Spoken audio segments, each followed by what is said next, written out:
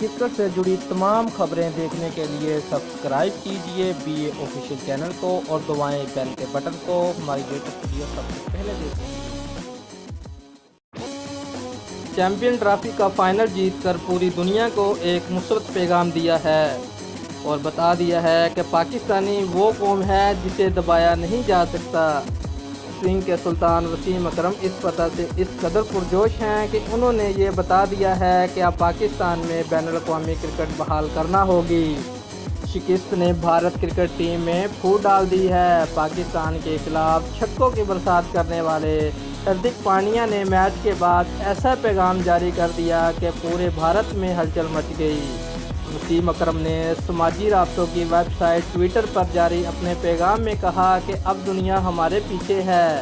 پاکستان کو اب مزید جھٹلایا یا اندھیروں میں نہیں رکھا جا سکتا۔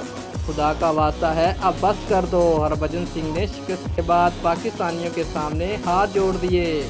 کس بات سے روک رہے ہیں جان کر آپ بھی کہیں گے کہ پہلے شروع کیوں کیا تھا۔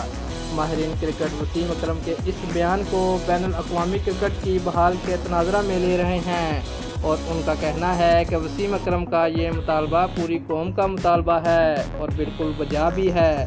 ICC کو اس معاملے پر نظر ثانی کرتے ہوئے دیگر ملکوں کی ٹیموں کو پاکستان لانے میں اہم کردار ادا کرنا چاہیے۔ Thank you.